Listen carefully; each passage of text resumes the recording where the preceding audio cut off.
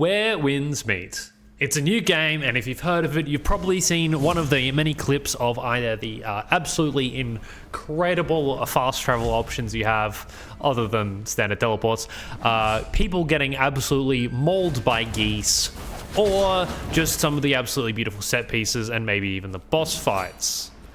But I'm here to talk about it. I'm Vamp, and yeah, today we're going to go over Where Winds Meet. I've been having an incredible time since I think I started a couple of days after launch, and it's been a lot of fun, and the game has perhaps too much to offer, to be honest, and apparently only going to get more in the future. It's a open world action RPG, Wuxia inspired game, and it has pretty damn good combat. Both fighting bosses with pretty incredible looking boss fights. Some of them can be pretty annoying. And these outpost type things you can clear, as well as just regular enemies kind of scattered around the place when doing exploring. The map is pretty large and has, yeah, as you can see, many different things to do. And these range from like archery mini games, going and taking photos at incredible looking locations, fishing, there's even chess, there's playing music, there's this pitch pot, which is like throwing arrows into these pots. You can even do duels between you and these like special NPCs, and then occasionally like random events pop up. One of common ones is this Jade Grip Arrest, where you basically have to catch someone in the act of trying to steal and then take them back to a constable.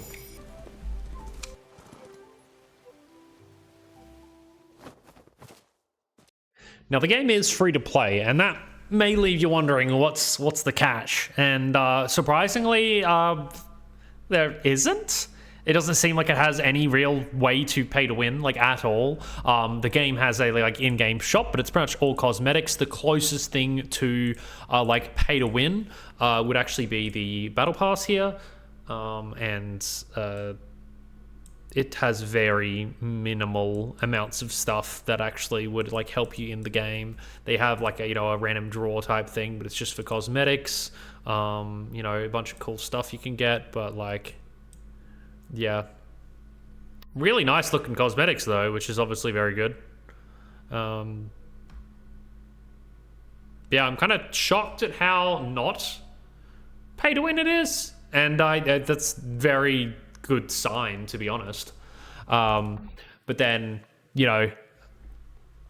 we have the clear problem of just I'd say the main drawback is just the sheer number of things to do. You get overwhelmed right near the start of the game, and you're flicking through menus, and there's like 100 different progression tracks and all this stuff, and it's just it's a bit of a fucking mess to get past. But if you get past it, this is a absolutely amazing game. I have one of my friends who like gave up like a day into playing to begin with, but then I said, come back, you need to try out some of these bosses. He came back, tried the bosses, and now he won't stop playing because he got past that barrier of like overwhelming amounts of shit. And yeah, got to, I guess, really experience a lot of this game. And the game actually has a lot of ways to like replay content and do some harder stuff. Like there is just a bunch of like campaign challenges where you can fight a bunch of the campaign bosses again. It's where you can kind of target farm specific loot. For example, I've been killing this Dow Lord for these sets here, which are just very nice for what I'm doing, which is mainly like tank stuff. You can go to those outposts. You can only claim rewards from them once a day, but there's a shitload of them, so it's not really a problem. And then it's these Heroes Realm and Sword Trials, which if you look up here and down here, they are group content, and you can do Smart Assist if you want to just play with bots instead of having to find a full group. There are more that are going to unlock in the coming days, like this one I should unlock tomorrow. And then there's these ones here as well, including the Joint Battle, which is basically just like running through multiple outposts back to back, which I've done that one, and I have done at least the first boss of this one, which is just the Void King. It's just a raid boss version, and it has kind of like standard MMO raid mechanics where your tank is the target for most of the stuff, and then there's certain things you got to avoid or stack in and other things like that, which is really cool. I'll have to try more of the in-game stuff, but I think a lot of it will come as the higher levels unlock, because they've been like kind of staggering the release of the unlocks of those. There's also PvP, which I have not really touched. I'm not big on PvP until I run out of other things to do.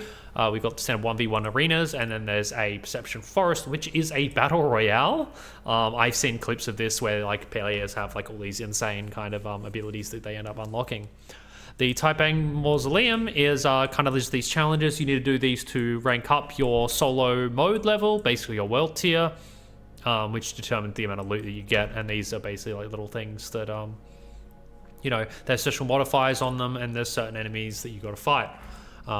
These aren't anything special. I have not tried the Divine Challenge ones. It's things I'll look into should I get more time. Trials are basically those bosses, again, including world bosses, which are just on the map. Once you kill them once, they're no longer on the map, but you can fight them in here.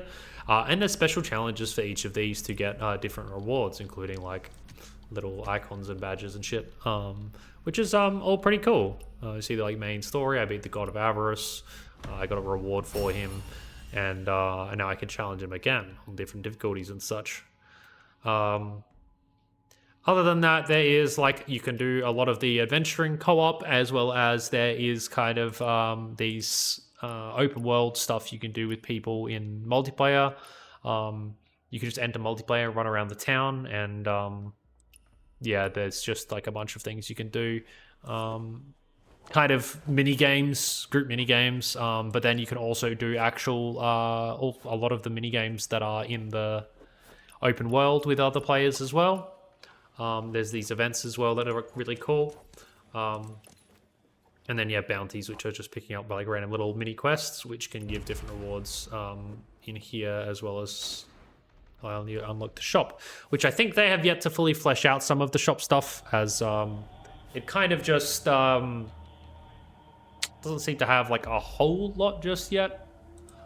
But yeah. Next up, we got Sects. Sects are basically kind of factions.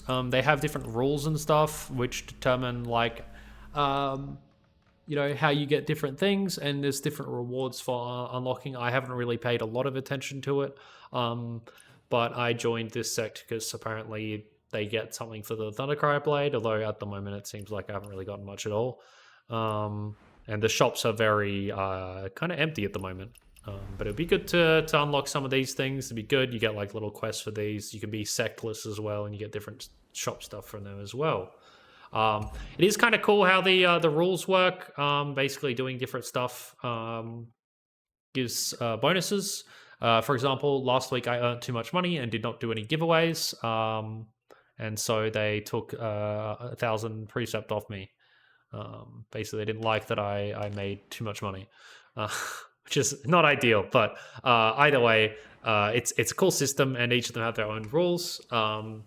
Guilds have like little event stuff. I haven't seen too much about this, but like there's like weekly, daily things you can do, and then you can also there's some of those little events to do like PvP or like boss fights for them. I haven't looked into the guild system too much, but yeah, it's crazy, just the sheer amount of stuff. There is also professions. The professions are very minimal. There's kind of like these turn-based things you can do, where you either help to heal someone or something. In this case, I healed a goose.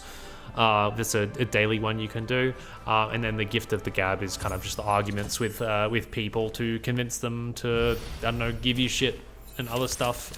You get like unlocks for the professions, and like upgrades to each of the different cards that you can use in these turn-based things. And having the healer profession also just lets you make the standard medicines as well, which is really cool. And something that I didn't even get to yet, it was the actual martial arts. And so there's a whole different sets of martial arts you can do based on your weapons you're using. And they all have kind of different combat styles. And there's even roles for like mainly the multiplayer thing. So we've got the tank weapons, which is mainly what I'm using, which is your big Thundercry Blade and Stormbreaker Spear, which has like defensive stuff and like heavy attacks and things.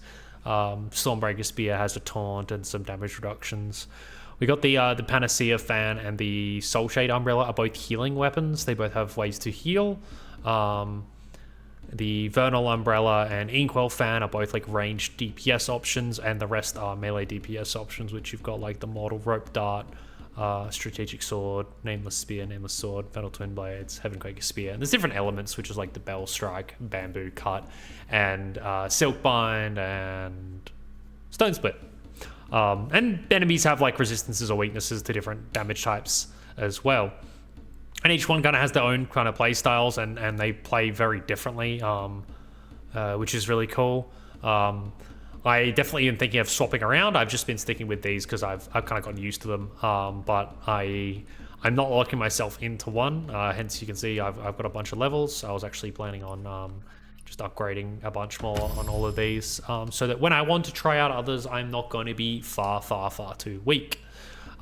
There's also the Mystic skills. Mystic skills are various abilities that, regardless of weapon, you can use. Some of them are kind of used for puzzles and such. You saw me use the Meridian Touch to catch that thief.